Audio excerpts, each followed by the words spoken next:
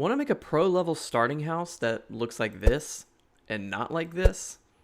Swiggity swag, homie, let me show you how to do it. First thing you need to do when you make your starter house is you need to decide on a block palette. It doesn't have to be this many blocks, it could be less blocks, it could be more blocks, but find a block palette that works for you.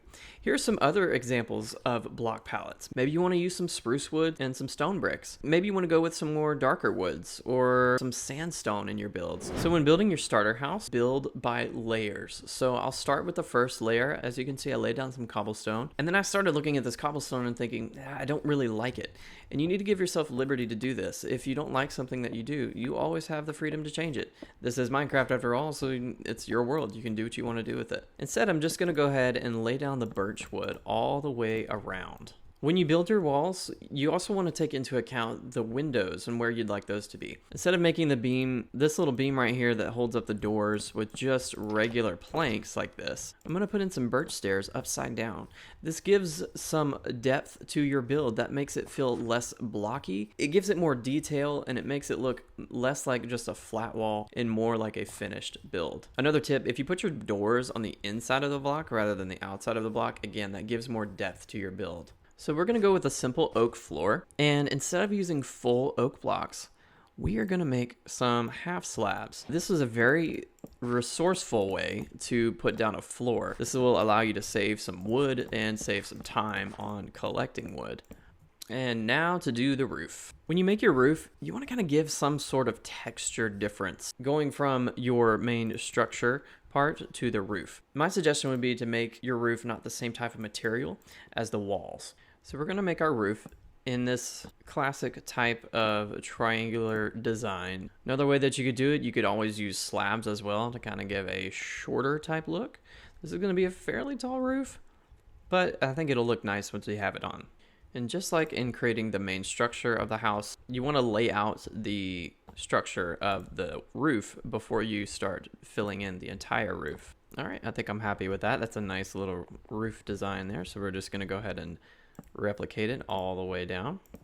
I'm bringing the roof down by 1 block to just, again, give it some depth, give it some detail. Now, with a house shape like this, roofs like this can get kind of confusing. What you want to do, lay out what the bottom looks like and build your way up from there. So once you have the bottom laid out, then start with the next layer and rinse and repeat. Start back from this point and build up again.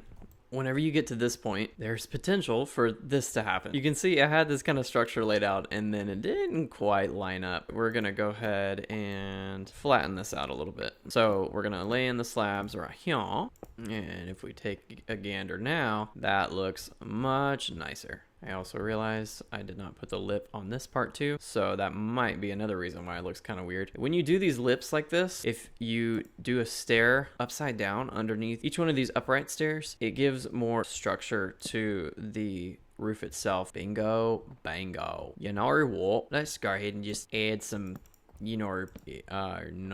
Now this looks, no. Oh yeah, okay, yeah.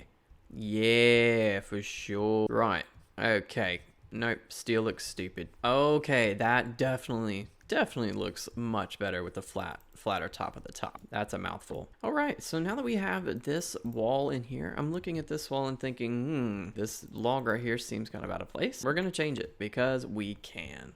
That looks much better. And instead of having a window offset like this, we're gonna move the window. Once you know where your windows are gonna be, you can add some upside down stairs like this. You can do this for the bottom as well if you like. So now, once the window goes in, it'll look like it's framed. Instead of just having a flat frame right here, now it's got some more depth to it. Instead of having a flat wall up here, what we're gonna do is do something like this. Adding stairs like this in your build can really make it look extra detailed and look very nice. To finish off the roof inside, what we're going to do is I'm going to put some stairs around to make some crown molding around the edges of our walls here. We're going to go ahead and fill in these center bits right here. And there you have it. There is our ceiling for inside. What we're gonna do, we're gonna use a cobblestone like this to give it a look that it has a stone foundation. If you have any foundational type blocks like this, if you bring it down all the way, like if it's on a cliff face like this, then it gives it more realism instead of having it like this. Like it looks like it just is laid here and not realistic at all. And my final tip for you today is always build your builds with expansion in mind. This has limitless possibilities. Say I wanted to expand this and I wanted to make a second story. I could do that. Or maybe I want to expand out to this way and I can totally do that as well. It's always fun to start with a little humble starter base and grow it into something that is an awesome base. We're going to go ahead and wrap up the video here. Thank you so much for watching. If you enjoyed the video, go ahead and hit that like button, the subscribe button, and the notification bell so you can be notified of whenever I upload next. With that, I'll see you guys in the next one. Bye!